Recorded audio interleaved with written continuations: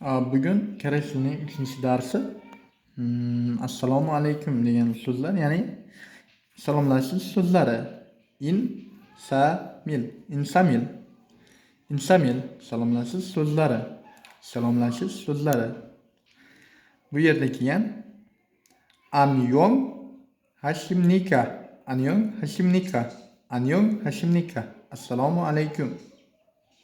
Bu odatda kattalarga, boshliqlarga, o'zidan yuqori martabali insonlarga aytiladigan salomlashuv so'zi. Anyong hashimnika.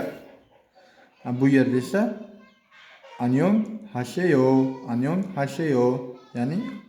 ya'ni o'zining martabasi bilan teng bo'lgan o'rtoqlar, do'stlar, o'zidan kichik bo'lgan yoshlarga, lekin buni juda ham qisqartirilgan do'stlar uchun anyong desa bo'laveradi. Anyong salom degan ma'noda. Anyong salom.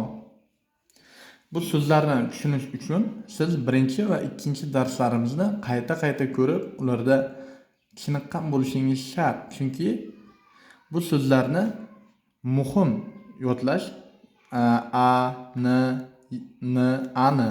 Ani ketyapti. Anyong. Siz bularni yodlamagan bo'lsangiz, ya'ni 1 va 2 darslarni ko'rmagan bo'lsangiz, juda ham qiynalasiz o'qishga. Anyong. Mana bu yerda endi darsimizni davom ettiramiz. Osossoyo, xush kelibsiz. Xush kelibsiz degan ma'noda keladi. Endi keyingi so'z rahmat. Rahmat so'zni 3 ma'nosi, 3 o'rinda keladi. Ya'ni kamsa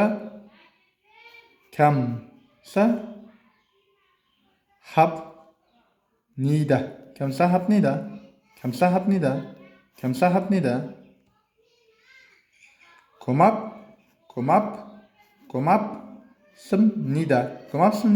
Komapsimnida. Komoyo, ya'ni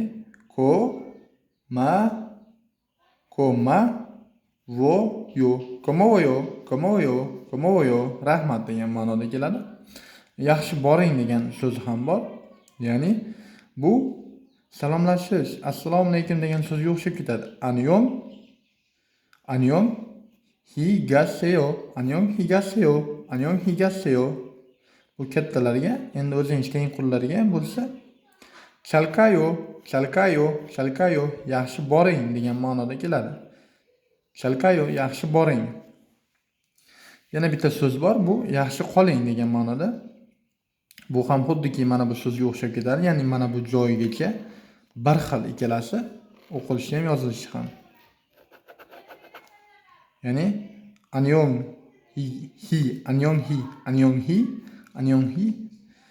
Kaseyo, kiyeseyo, buni kiyeseyo, anyong higeseyo degan ma'noni beradi. Anyong higeseyo.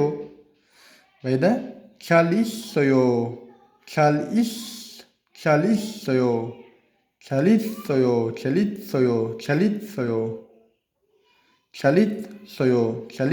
Ya'ni mana bu s emas, men s deb yuboribman, aslida t.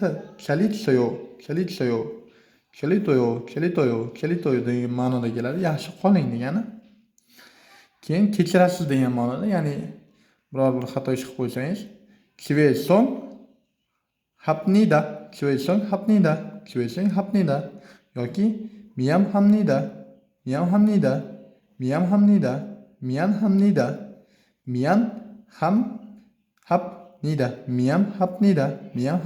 Kechirasiz. Hech qisi yo'q degan ma'no. Aniyo yoki chanmaneyo.